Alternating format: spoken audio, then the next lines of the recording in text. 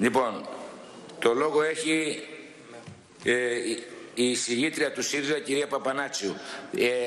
Ο χρόνος που θα βάλω είναι 10 λεπτά, αν δεν υπάρχει αντίρρηση, με άνοχη, έτσι, τα ξέρετε όλα αυτά, για να υπάρχει μια συνεννόηση.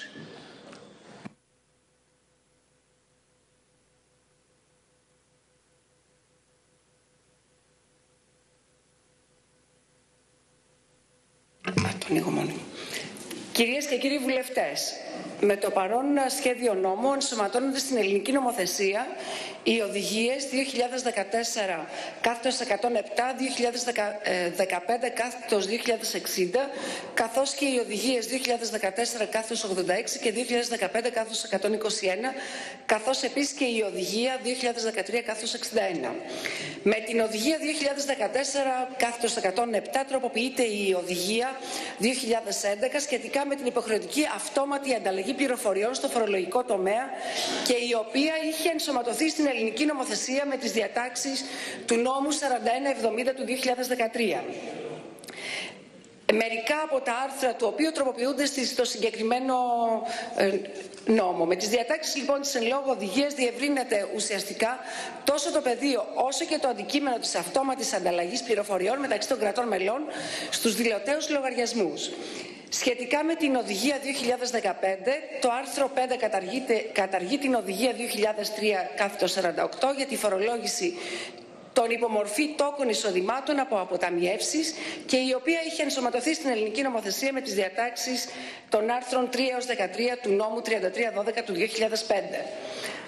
Σύμφωνα με τις οδηγίες 2014 και 2015 του Συμβουλίου της Ευρωπαϊκής Ένωσης, τροποποιείται η οδηγία 2011 αναφορικά με το κοινό φορολογικό καθεστώς, το οποίο ισχύει για τις μητρικές και θυγατρικές εταιρείες των κρατών μελών.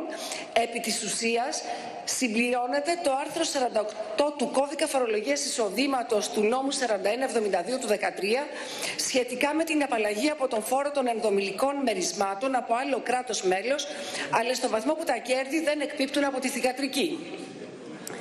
Και τέλος, η οδηγία 2013/61 τροποποιεί τις οδηγίες 2006 και 2008 σχετικά με τις γαλλικές απόκεντρες περιοχές και ενσωματώνεται με τροποποίηση του παραρτήματος 2 του κώδικα του ΦΠΑ του νόμου 2859/2000. Σχετικά με το κεφάλαιο Α και τα άρθρα 1 έως 4, είναι γεγονός πως η διασυνοριακή φοροαποφυγή και η φορολογική απάτη μαζί με τα αδήλωτα ή μη φορολογηθέντα εισοδήματα παρουσιάζουν έντονο ενδιαφέρον και λόγω συγκυρίας, αλλά και εξαιτίας της έντασης της συχνότητάς τους. Άμεσο αποτέλεσμα είναι βέβαια και η μείωση στα εθνικά φορολογικά έσοδα. Με βάση το προαναφερθέν αποτελεί επίγουσα ανάγκη η αποτελεσματικότερη εισπράξη φόρων τόσο για λόγους διαφάνειας όσο και φορολογικής δικαιοσύνης, αλλά και για λόγους αύξησης των φορολογικών εσόδων. Στην προσπάθεια αυτή, χρήσιμο εργαλείο είναι και η αυτόματη ανταλλαγή πληροφοριών με στόχο την καταπολέμηση της φορολογικής απάτης και της φοροδιαφυγής. Το Ευρωπαϊκό Συμβούλιο και η Ευρωπαϊκή Επιτροπή έχουν κάνει σαφές, ειδικά τα τελευταία χρόνια, με σειρά ανακοινώσεων και αποφάσεων, πως πρέπει να υπάρξει διεύρυνση του ελέγχου και της συνεργασίας μεταξύ των χωρών τόσο εντός της Ένωσης, όσο και γενικότερα. Έπειτα από τις διμερείς επαφές, συμφωνίες με τρίτες χώρες, ήρθε και η δημοσιοποίηση στοιχείων από τον ΟΑΣΑ σχετικά με ένα παγκόσμιο πρότυπο για την αυτόματη ανταλλαγή χρηματοοικονομικών στοιχείων που οδήγησε στην πρότυπη συμφωνία αρμοδίων αρχών και στο κοινό πρότυπο αναφοράς. Με το ισχύον νομοθετικό πλαίσιο ήδη ορίζεται η υποχρεωτική αυτόματη ανταλλαγή πληροφοριών, αλλά μόνο για συγκεκριμένες κατηγορίες εισοδήματος και κεφαλαίου, κυρίως μη χρηματοοικονομικής φύσεως.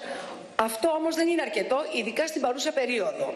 Η προϋπόθεση δε αυτής της διαθεσιμότητας των στοιχείων έπρεπε να επανεξεταστεί, καθώς τα υφιστάμενα ενωσιακά μέσα διοικητικής συνεργασίας έχουν καταστεί αναποτελεσματικά στο φορολογικό τομέα και στην καταπολέμηση της διασυνοριακής απάτης.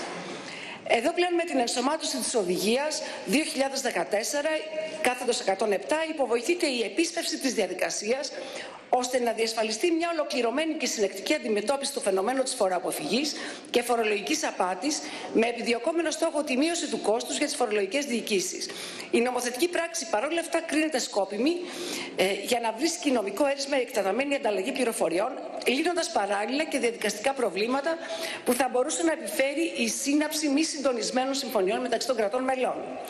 Ένα από τα πλέον σημαντικά στοιχεία του νομοσχεδίου είναι η διερεύνηση του πεδίου εφαρμογής της αυτόματης ανταλλαγής πληροφοριών, σύμφωνα με την οποία τα κράτη-μέλη απαιτούν από τα χρηματοπιστωτικά ιδρύματα την εφαρμογή της υποβολής των στοιχείων που συνάδουν με τους κανόνες που καθορίζονται στο κοινό πρότυπο αναφοράς.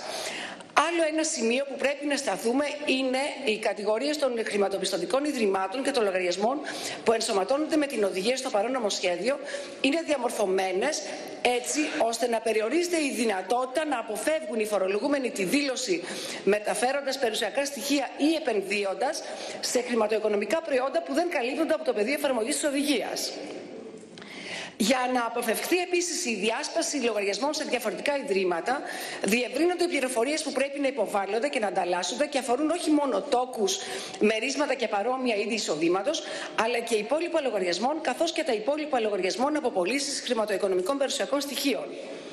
Σκοπός των προαναφερθέντων λοιπόν είναι η αντιμετώπιση καταστάσεων απόκρυψης κεφαλαίων, διευκολύνοντας παράλληλα την φορολογική διοίκηση των κρατών μελών, προκειμένου να ταυτοποιούν τους φορολογούμενους τηρώντας τη φορολογική νομοθεσία και να αξιολογούν ορθά την πιθανότητα φοροδιαφυγής χωρίς να απαιτείται παραπάνω έρευνα, όπως συμβαίνει το τελευταίο διάστημα.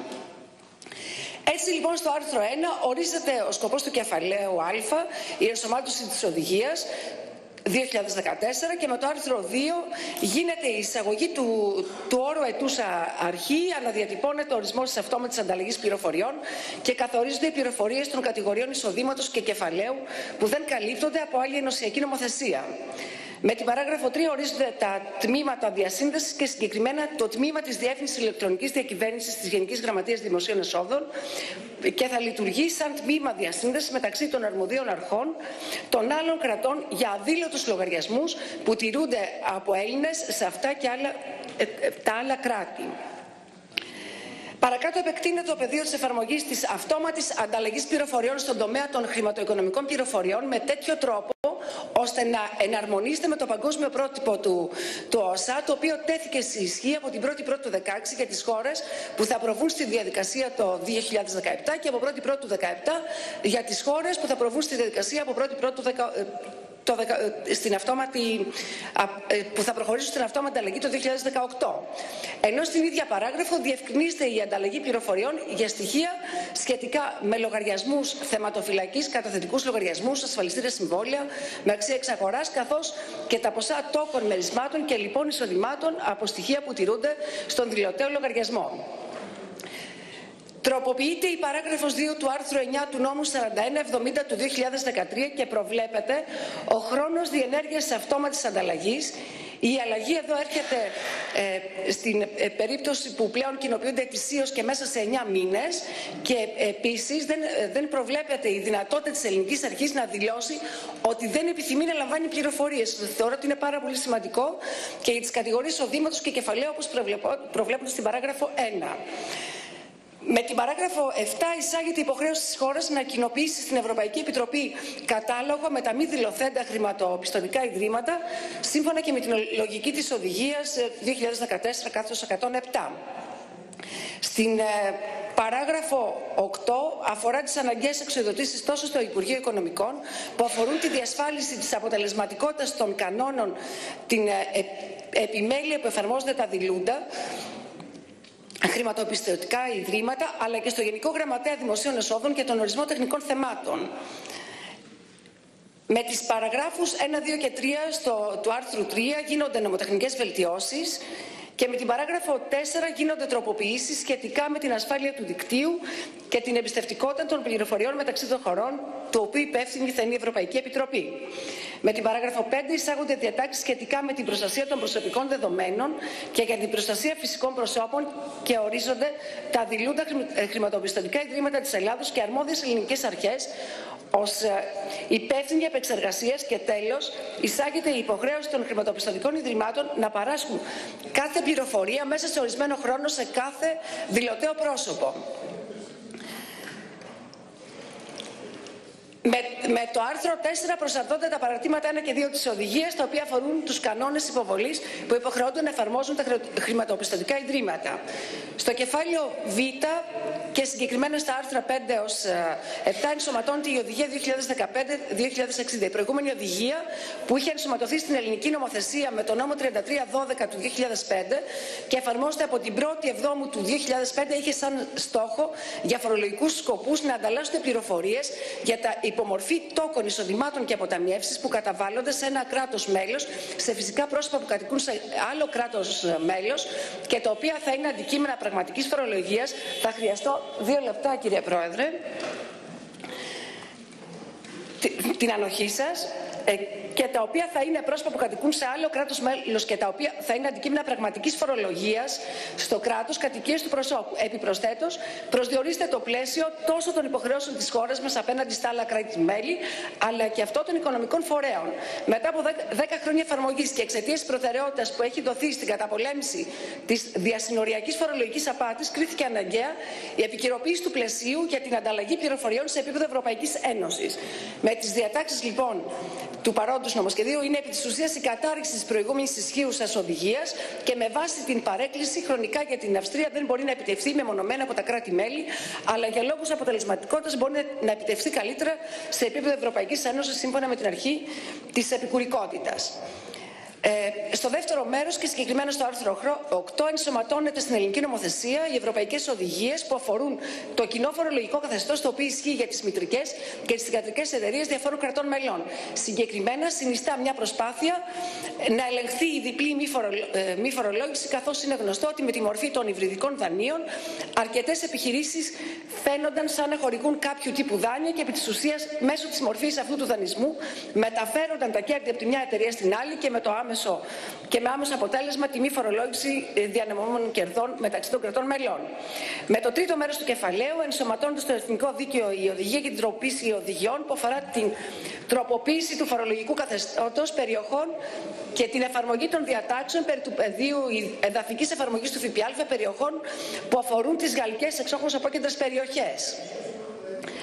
Τέλος, αγαπητοί συνάδελφοι και συναδέλφοι, στο παρόν νομοσχέδιο ενσωματώνει οδηγίες οι οποίες προσπαθούν να επεκτείνουν την ανταλλαγή πληροφοριών.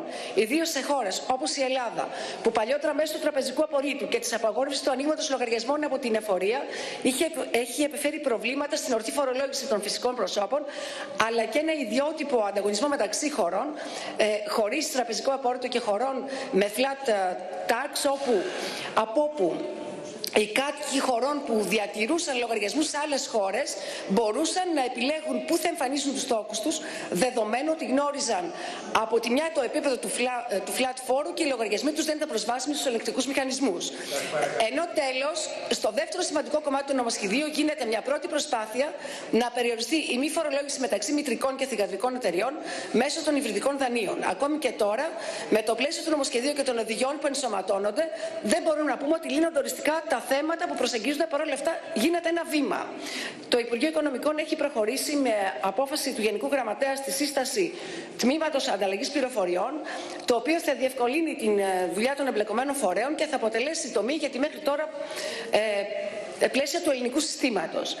Το τμήμα είναι έτοιμο να λειτουργήσει μόλις τελειώσει η αναβάθμιση της Υπηρεσίας Ασφαλείας του Υπουργείου, μιας και χωρίς αυτή δεν μπορεί να διασφαλιστεί η απρόσκοπτη και εγγυημένη αποτελεσματικότητα, η διαφάνεια αλλά και η προστασία των προσωπικών δεδομένων.